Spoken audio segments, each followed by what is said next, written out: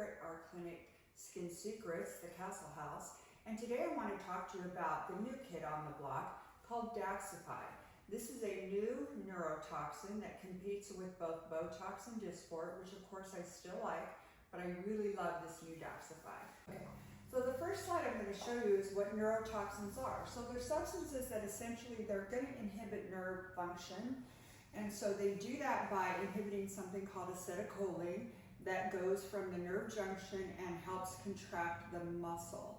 So you do need to understand that once you've let those wrinkles dig in, that the neurotoxin can still help a little bit, but you may need to laser at that point. So it's always good to use these as preventative types of measures.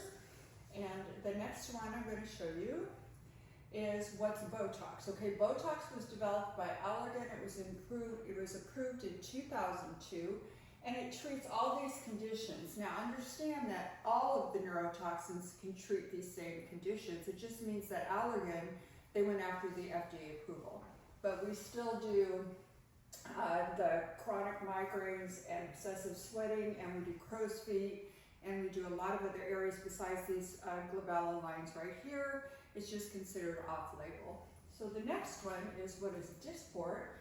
And those of you who've been to my clinic a lot know that I use a lot of Dysport as well. It was developed by Ipsen. It was FDA approved in 2009. Once again, their FDA approval areas for the glabellar lines right here, but we can use it in all different kinds of areas in addition. One of the big differences is that it's similar to Botox, but it diffuses in a wider area.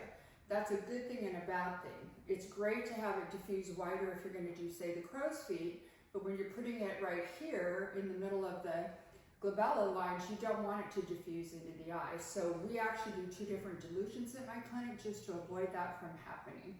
And then the new kid on the block is the third one, and that's what we're talking about in this video today, and it's called Daxxify. It's actually made in the United States. It's developed by Revance Therapeutics, and it's very similar to Botox and Dysport, but it has something very unique about it, and that is it has a peptide carrier. So now when you put these neurotoxins in, the target is actually the nerve junction between the nerve and the muscle. This product, however, has this peptide carrier to help take that to that exact junction, and we think because of that, it's more precise and you may get more of the product to the area where you want it, which is why their studies have shown that it can last longer than Botox and Dysport. And it, of course, was FDA approved back in 2022. It came to market more like in the last year, so it's now being used by a lot of clinics, including mine.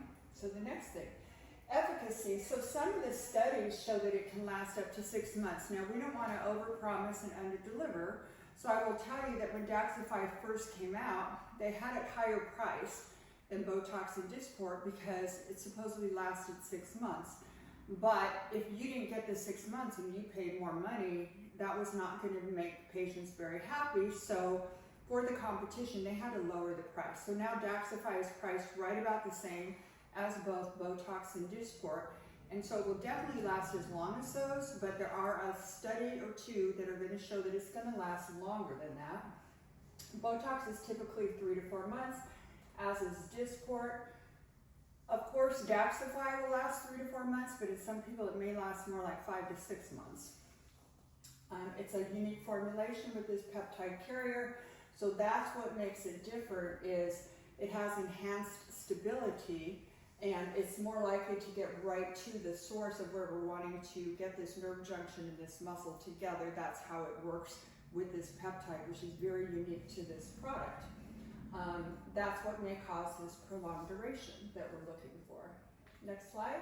Here's a bunch of medical studies. You can see one in 2023 showed sustained efficacy and safety over 6 months.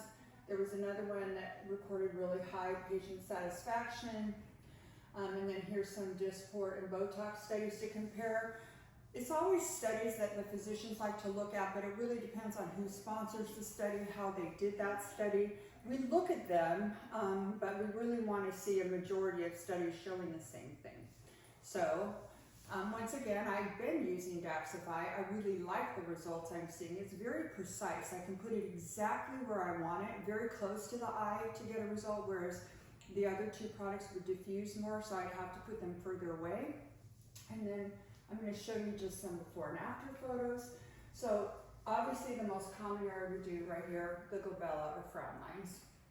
And the next one, crow's feet, again, preventative, definitely can help over time so that you don't end up being one of those people with the lines dug in and then I have to do laser at that point. The next area is the forehead lines, another really good area for prevention. It also helps do something called a brow lift, and my next photo shows you. In certain patients, I can do a really good brow lift in them to arch their brows.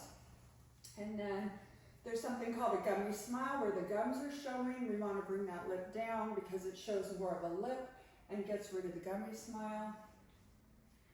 We also do the masseter muscles here and here. Now this is to shrink those if you're the person that has them. If you have TMJ, you grind your teeth at night, or you have a lot of fullness right here in your face, we can really slim that down doing the masseter muscle.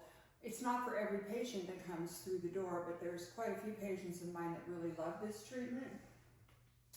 And here's another one. You can see the widening here, and then you can see how it thinned out here from doing those masseter muscles. And then this is a really common area. It's called the DAO, depressor anguli oris. These corners of the lips, we pull them down as we age. So we often will do filler in that area, but we want to keep those lines from constantly turning the corners of the mouth down. So there's an example of that. And then the chin, we call this the orange pill chin. Some people think it's like acne scarring or it looks like that, but it's not. It's this muscle, and you can totally smooth it out.